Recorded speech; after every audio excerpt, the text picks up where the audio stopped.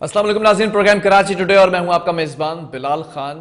ये जो आप इस वक्त फुटेज देख रहे थे, ये हेल्थ अलायंस के जो मेंबरान हैं, डॉक्टर्स हैं, नर्सेज हैं और पैरामेडिकल स्टाफ की अगर बात की जाए, उनकी जानिब से एहतजाज किया जा रहा है 3 रोज़ के बाद। आज हमने देखा कि पुलिस की जानिब से रोका गया और वाटर कैनन का इस्तेमाल भी किया गया। कहीं पर यह भी खबरें सामने आई कि 2 नर्सेज बेहोश हो गई, फिर उनकी हालत जब बेहतर हुई तो वो दोबारा एहतजाज में शामिल हुई, लेकिन रोका गया पुलिस की जानिब से। दूसरी जानिब हम ये देखते हैं कि ये जो ग्रैंड हेल्थ अलायंस है, ये एहतजाज करने पर तुले हुए हैं, एहतजाज खत्म नहीं किया जा रहा है। वजह यह बताई जा रही थी कि रिस्क अलाउंस जो रोक दिया गया है, वो रिस्क अलाउंस दोबारा दिया जाए हमें। 2 माह से ये सिलसिला चलता नजर आ रहा है कि रिस्क अलाउंस रोका गया और फिर क्यों नहीं दोबारा से स्टार्ट किया गया। इन तमाम चीज़ों पे आज बात करते हैं, लेकिन आज हमने ये देखा कि शहर के अंदर जितने भी डॉक्टर्स हैं, नर्सेज हैं, पैरामेडिकल स्टाफ हैं, वो सड़कों पर नजर आए, वज़ीर हाउस जाने की कोशिश करते रहे पुलिस की जानिब से, और ख़ास तौर पर जो लेडी पुलिस कांस्टेबल्स हैं वो ख़वातीन नर्सेस को, डॉक्टर्स को भी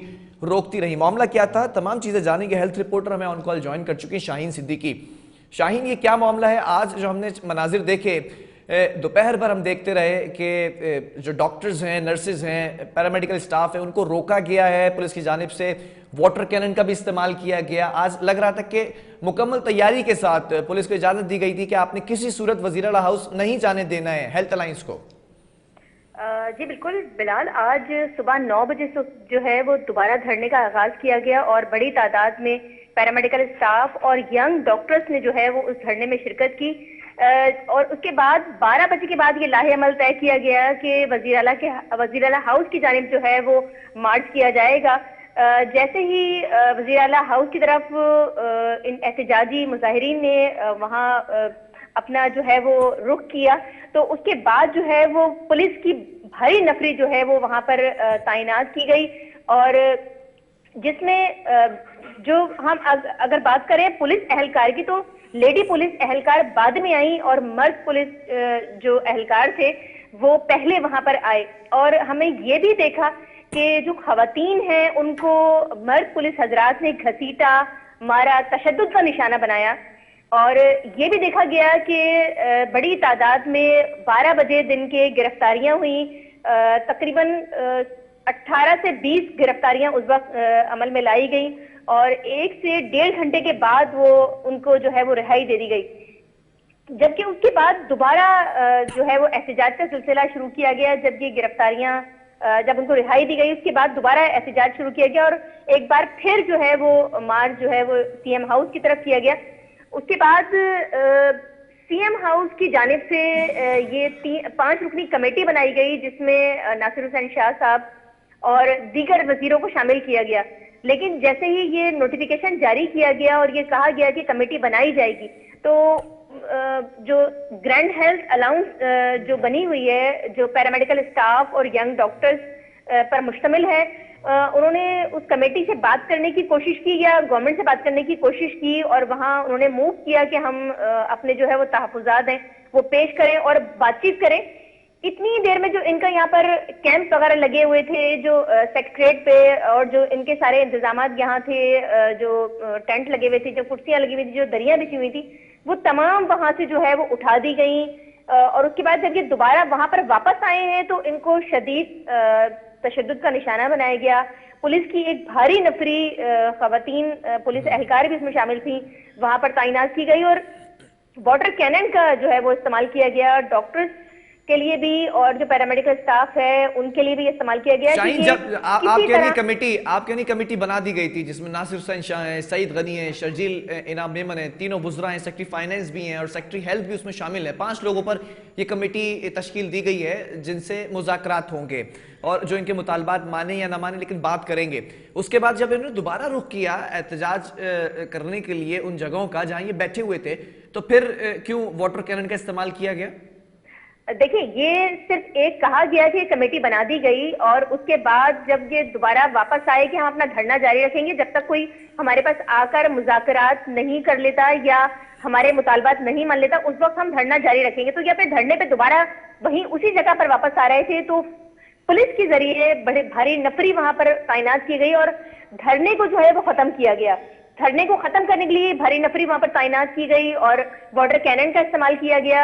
भारी मिकदार में जो है वो वहां पर लोग मतलब नफरी मौजूद थी, और यही कहा जा रहा था कि यहाँ पर धरना खत्म किया जाए, मतलब तशद्दुद के जरिए जो है वो ठीक धरने है, को पुलिस को अहकामात दिए गए कि वजीर आला हाउस नहीं जाने देना है, तो वो अपना काम करते रहे। वाटर देखिए, कैनन का भी वजीर आला इस्तेमाल हाउस किया। का मसला नहीं था। जब ये अपनी जगह पर वापस आए सेक्रेटरीट पर, तो उस वक्त इन पर शदीद तशद्दुद का निशाना बनाया गया और ये कहा गया कि फौरी तौर पे जो है अपना धरना खत्म करें।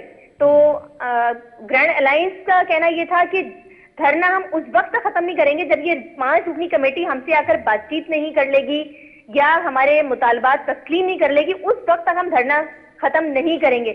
लेकिन धरने को जो है वो मतलब ठीक है, पुलिस की जानिब से लाठी है चार्ज किया गया। जो मेडिकल पैरामेडिकल स्टाफ है उनकी जानिब से मज़ाहमत की गई थी क्या? देखिए, मुजाहिमत नहीं की गई थी। जब ये अपनी जगहों पर वापस आए तो उनके टेंट और चीजें उठाई जा रही थी, तो उस पर उन्होंने कहा कि हम अभी अपना धरना जारी रखेंगे।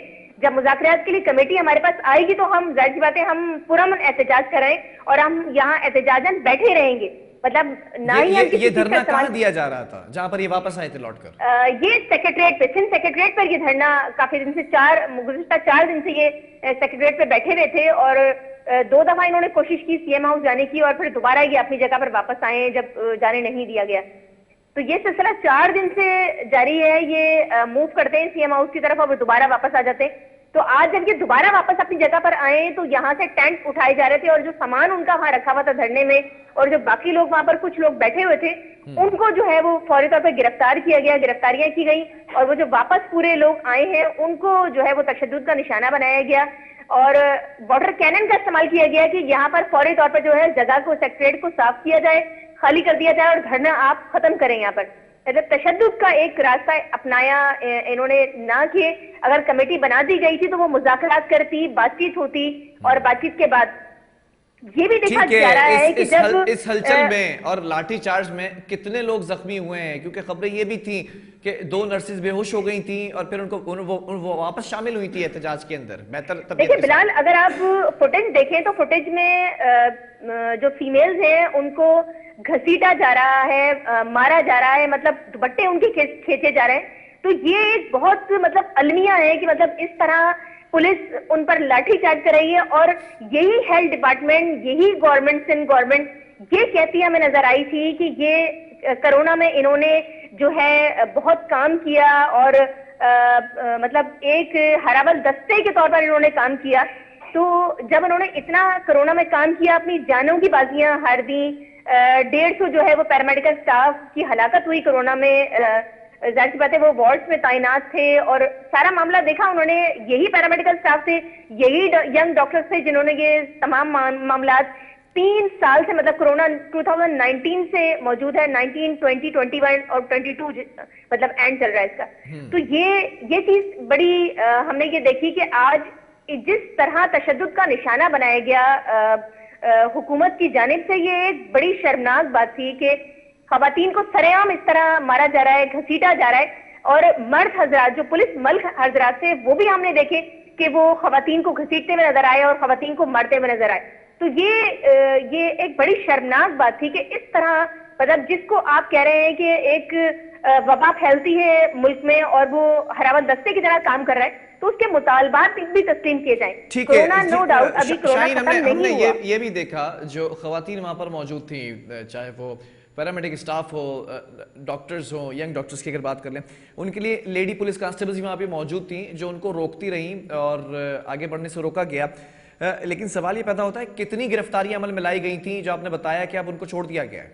देखिए, पहली गिरफ्तारियां हुई थी वो 18 से 20 अफराद थे जिनकी गिरफ्तारियां की गई थी, और अभी जो 3 बजे के बाद जो गिरफ्तारियां हुई वो 250 के करीब गिरफ्तारियां हैं जो अमल में लाई गई हैं। मतलब थाने जो है वो एहतजाजी मुजाहिरीन से भर दिए गए, ये सूरत हाल है इस वक्त। अभी भी जो है वो थानों में पैरामेडिकल स्टाफ और यंग डॉक्टर्स मौजूद हैं। ठीक है, किसी किस्म का मुकदमा दर्ज किया गया है क्या? देखिए, मुकदमा तो 2 अभी मुकदमा दर्ज किए गए हैं, जिसमें जो पुलिस कांस्टेबल हैं फीमेल, उनका कहना यह है कि नर्सेज ने उन्हें जो है वो तशद्दुद का निशाना बनाया है, जबकि एक नर्सिंग स्टाफ की जानिब से भी जो है वो मुकदमा दर्ज किया गया है। उनका कहना यह है कि फीमेल्स को इस तरह घसीटा गया, मारा गया और शदीद तशद्दुद का निशाना बनाया गया। 2 फीमेल जो पैरामेडिकल स्टाफ थी वो बेहोश भी हुई, उनको अस्पताल भी ले जाया गया। तो ये सूरत हाल काफी गंभीर सूरत हाल हुई। अगर गवर्नमेंट बैठकर एक दफा बात कर लेती, सूरत हाल जब कमेटी बना दी गई थी तो कमेटी अगर आराम से जाकर उनसे मुज़ाकरात कर लेती तो मुझे नहीं लगता था कि ये मुज़ाकरात नाकाम होते। ठीक है, जरा कमेटी के हवाले से बताइएगा। 3 वज़रा और 2 सेक्रेटरीज इस कमेटी के अंदर शामिल हैं। कुल मिलाकर 5 लोगों की ये तादाद है जिस पर कमेटी जो है वो बनती है। इसके सरबरा शर्जील इनाम मेमन है जो कि वज़ीर इत्तलात सिंध हैं। इन्होंने इस मामले का अब तक कोई नोटिस लिया या फिर इस पर कोई बात की कि जब कमेटी बना दी गई थी कहा था कि ये बात करेगी कमेटी, लेकिन उसके बाद भी ये लाठीचार्ज किया गया, ये तमाम मामला देखा गया?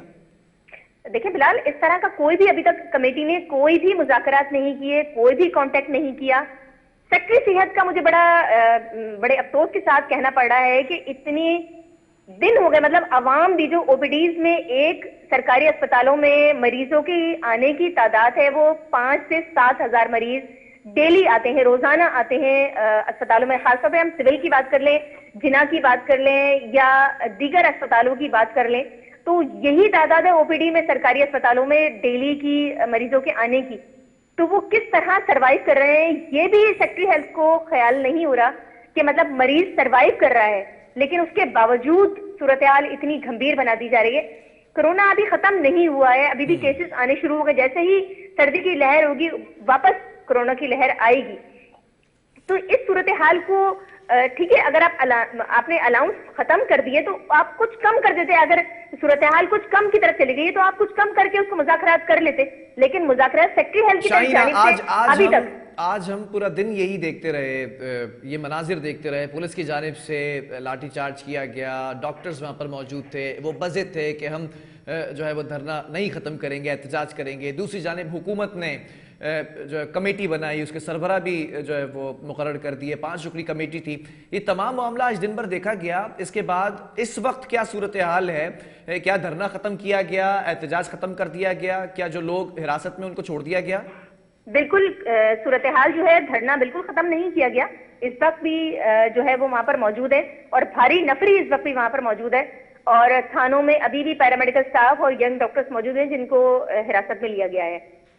ठीक है, यंग डॉक्टर्स की अगर बात कर ली जाए या इनकी जो अलायंस है उसकी बात की जाए, इनका नैरेटिव क्या है, अब क्या करने जा रहे हैं? क्योंकि तमाम चीजें करके देख ली, कमेटी तो बन चुकी है, कमेटी अगर बात करना चाहती तो आज बात कर सकती थी इस मामले के बाद भी। अब क्या करने जा रहा है? इनका लाहे अमल है, इनका लाहे अमल यही है। इनका कहना यह है कि अब हमने ओपीडीज बंद की थी, अब हम तमाम सरकारी अस्पतालों की इमरजेंसी बंद कर देंगे। ये कल के रोज होने जा रहे हैं?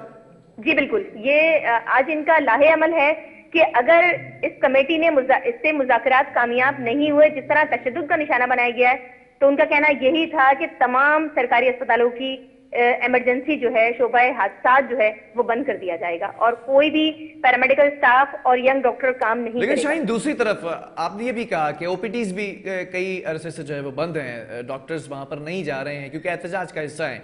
मरीजों को परेशानियों का सामना तो करना पड़ा होगा। बिल्कुल, 24 दिन हो चुके हैं और सरकारी अस्पतालों की ओपीडीज मुकम्मल तौर पर बंद है।